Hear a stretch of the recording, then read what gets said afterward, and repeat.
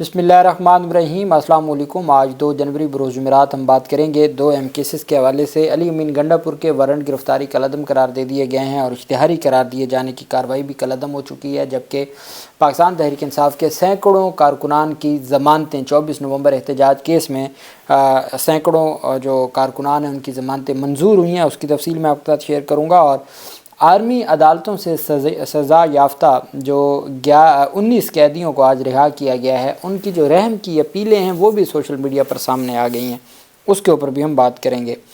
सबसे पहले मैं आपको बताता चलूँ कि बल्दियाती नुमाइंदों का इख्तियारात की कमी और फ़ंड्स की अदम दस्तयाबी का जो मामला था, जिस पर वो खैबर पख्तूनख्वा में एहतजाज कर रहे थे और कल जो कैंट का एरिया है रेड जोन का, वहाँ पे उन पर की गई थी शेलिंग भी की गई थी। और पाकिस्तान तहरीक इंसाफ का ये कहना था कि वो हमने नहीं की, हमारी हुकूमत की जानिब से नहीं की गई, वो वहाँ पे जो सिक्योरिटी के मामलात देखने वाले हैं उनकी जानिब से की गई। खैर, लेकिन अच्छी बात यह है कि बल्दियाती जो नुमाइंदे हैं उनके साथ मामलात तय पा गए हैं। पाकिस्तान तहरीक इंसाफ की खैबर पख्तूनख्वा हुकूमत की कमेटी के दरमियान मुज़ाकरात कामयाब हो गए हैं बल्दियाती नुमाइंदों और सूबाई हुकूमत की कमेटी के दरमियान। सूबाई हुकूमत ने बल्दियाती नुमाइंदों को मुतालबात तस्लीम करने की यकीन दहानी करा दी है।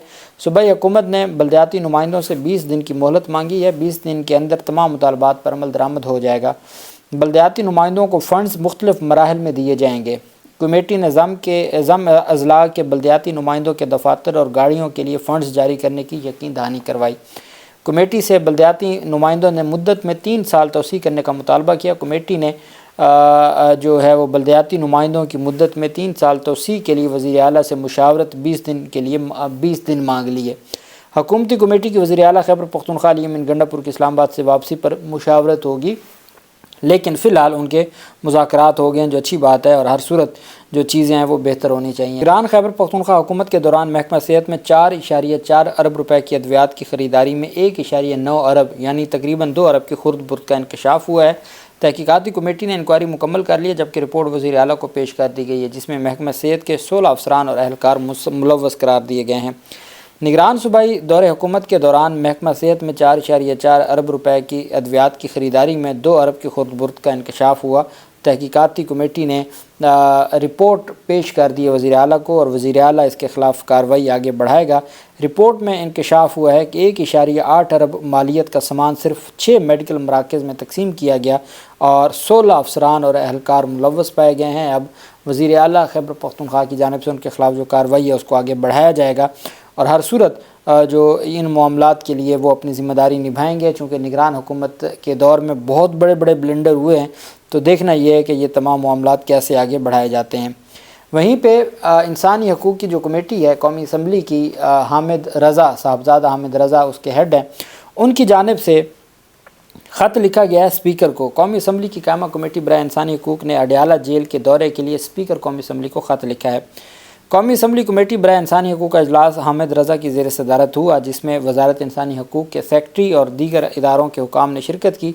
चेयरमैन कमेटी हामिद रज़ा ने बताया कि 8 जनवरी को अडयाला जेल के दौरे के लिए स्पीकर कौमी असम्बली को ख़त लिख दिया है। कमेटी के दौरे में आमिर डोगर और डॉक्टर अमजद ने भी शिरकत का कहा है। गुज़श्ता रोज़ कमेटी ने जेलों में कैदियों की हालत ज़ार पर अडयाला जेल के दौरे का फ़ैसला किया था। अब उसमें पाकिस्तान तहरीक इंसाफ की जो कमेटी है वो ये चाहती है कि वो जो इंसानी हकूक़ की कमेटी है कौमी असम्बली की, वो अडयाला जेल का दौरा करना चाहती है और अडयाला जेल का दौरा करने के बाद वो देखना चाहती है कि वहाँ कैदियों को कौन कौन से रिलीफ़ दिए जा रहे हैं या उनको उनके हकूक़ दिए जा रहे हैं या नहीं। वहीं पे एक दिलचस्प सूरत हाल है कि जो रहम की अपीलें जो मिलिट्री कोर्ट्स ऑफ अपील है उसमें दायर की गई थी, वो अब सोशल मीडिया पर सामने आ गई हैं। आपको याद होगा जब पाकिस्तान तहरीक इंसाफ के कारकुनान जिनको सज़ाएँ हुई थी, पहले जो 25 थे, वो वीडियो बयानात सामने आ गए थे जिसमें वो इकबाल जुर्म कह रहे थे। वो भी मीडिया को कैसे मिल गई? हालांकि जो इस तरह के मामलात होते हैं तो जब ट्रायल सीक्रेट होता है, जब अभी तक फ़ैसलों की कॉपियाँ नहीं पब्लिश हुई, तो इस तरह की पहले इकबाली बयान और अब जो रहम की अपील है, 2-2 जुमले हैं वो सामने आए हैं सोशल मीडिया पर। اور اس میں کہا گیا جی کہ جو بلاول حسین ہیں انہوں نے اپنی رحم کی درخواست میں اپیل کی کہ میرا 9 مئی کے واقعات میں ملوث ہونا بہت بڑی غلطی تھی، مجھ پر رحم کیا جائے اور میری معافی کی درخواست قبول کی جائے۔ زاہد خان کہتے ہیں میں نہایت عاجزی کے ساتھ درخواست کرتا ہوں کہ میرے ساتھ حسن سلوک کا معاملہ کیا جائے۔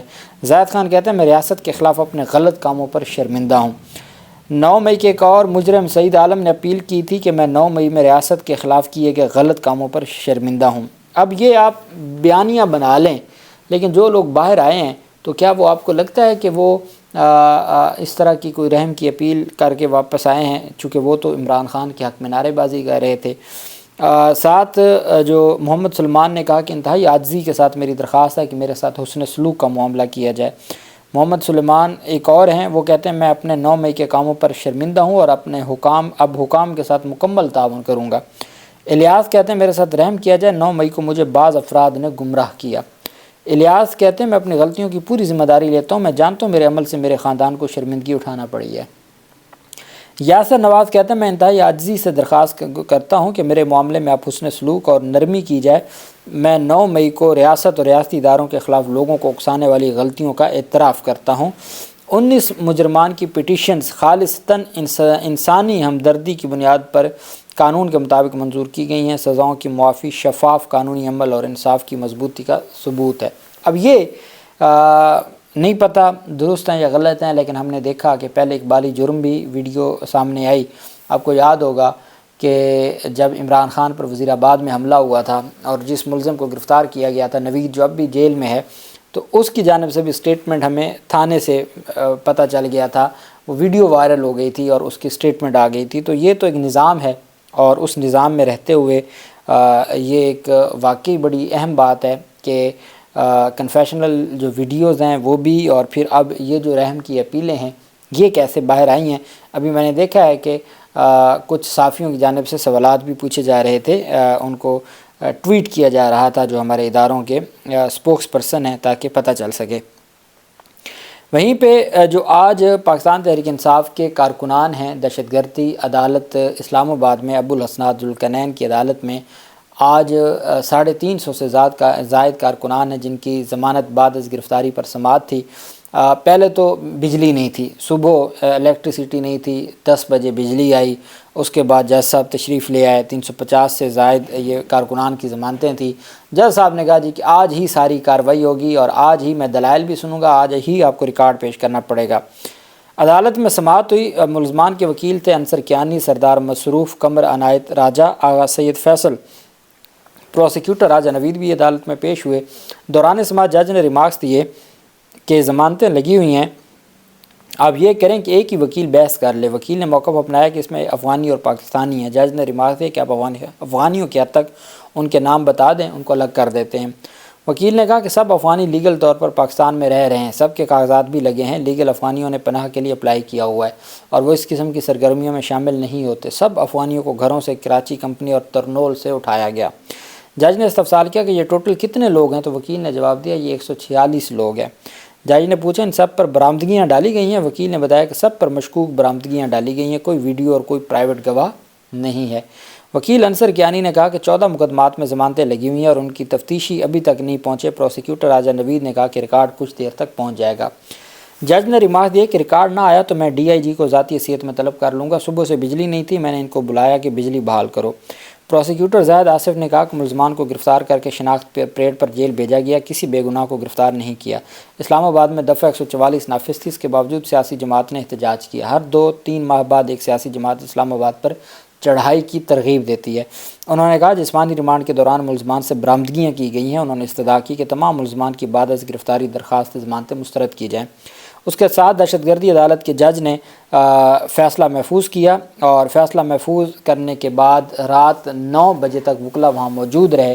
پاکستان تحریک انصاف کے وکلاء کا کہنا ہے کہ ہمیں عدالتی عملے کی جانب سے کہا گیا ہے کہ بیشتر کی ضمانتیں منظور کر لی گئی ہیں۔ بیشتر سے مراد یہ ہے کہ پاکستان تحریک انصاف کے وکلاء کا کہنا ہے کہ 90% کی ضمانتیں منظور کر لی گئی۔ اس کا مطلب ہے 350 میں سے 300 سے زائد کی ضمانتیں اور 14 مقدمات میں، تمام مقدمات میں ضمانت کی درخواستیں تھیں۔ تو وہ منظور کر لی گئی ہیں، لیکن جج صاحب نے کوشش چونکہ 350 لوگوں کا فیصلہ لکھنا ہے تو وہ رات تک جج ابوالاسناد ذوالقرنین صاحب کام کرتے رہے۔ اب کل جو ہے وہ محفوظ فیصلہ سنایا جائے گا، اور کل رہائی جو ہے، جن کی ضمانتیں منظور ہو گئی ان کی رہائی ہو جائے گی، جن کی ضمانتیں خارج ہوں گی ان کی ضمانتیں اسلام آباد ہائی کورٹ میں دائر ہو جائیں گی۔ وہیں پہ جو پہلا کیس تھا 5 اکتوبر کا احتجاج کا، اس میں جن 11 لوگوں کی جو گرفتار تھے ان کی ضمانت بعد از گرفتاری کی ضمانتیں آج منظور کی ہیں۔ دہشت گردی عدالت اسلام آباد نے 11 کارکنان کی بعد از گرفتاری درخواست ضمانتیں منظور کی ہیں، اور جج ابوالاسناد ذوالقرنین نے سماعت کی، اور عدالت نے سماعت کرنے کے بعد 5-5 ہزار مچلقوں کے عوض ضمانتیں منظور کی ہیں، اور عدالت کی جانب سے کہا گیا ہے کہ ان کو فوری طور پر رہا کر دیا جائے۔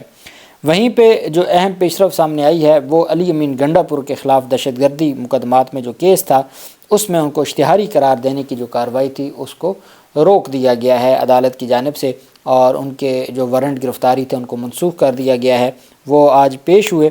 راولپنڈی دہشت گردی عدالت راولپنڈی نے وزیر اعلیٰ خیبر پختونخوا علی امین گنڈا پور کے جاری وارنٹ گرفتاری منسوخ کر دی، جبکہ انہیں اشتہاری قرار دینے کی کارروائی روک دی۔ ملزم کے وکیل فیصل ملک نے بتایا کہ عدالت نے ہماری درخواست کو منظور کرتے ہوئے علی امین گنڈا پور کے وارنٹ گرفتاری منسوخ کی ہیں، کیونکہ وہ تمام مقدمات میں پہلے ہی پشاور ہائی کورٹ سے 16 جنوری تک ضمانت حاصل کر چکے ہیں۔ ATC عدالت نے علی امین گنڈا پور کے وارنٹ گرفتاری تھانہ صدر حسن عبدال کے مقدمات میں جاری کیے تھے۔ علی امین گنڈا پور کے وارنٹ گرفتاری 24 نومبر کو احتجاج کے حوالے سے تھانہ صدر حسن عبدال کے مقدمات میں جاری کیے گئے تھے۔ کچھ مقدمات میں ان کو اشتہاری قرار دینے کی کارروائی بھی شروع کی گئی تھی، بالآخر وہ جو تمام کارروائی ہے اس کو روک دیا گیا ہے، اور عدالت نے ان کی جو وارنٹ گرفتاری ہیں ان کو بھی جو ہے وہ منسوخ کر دیا ہے۔ تو یہ آج عدالت کی جانب سے پاکستان تحریک انصاف کے رہنماؤں کی درخواستوں پر جو ایک بڑی پیش رفت سامنے آئی ہے۔ رات گئے تک جج ابوالاسناد ذوالقرنین صاحب فیصلے لکھواتے رہے، اور پھر اس کے بعد مزید جو فیصلے ہیں وہ کل انشاءاللہ جاری ہوں گے، اور ہر صورت جو پاکستان تحریک انصاف کے لوگ ہیں ان کو ریلیف ملے گا آئین اور قانون کے مطابق۔ اللہ پاک پاکستان کا حامی و ناصر ہو۔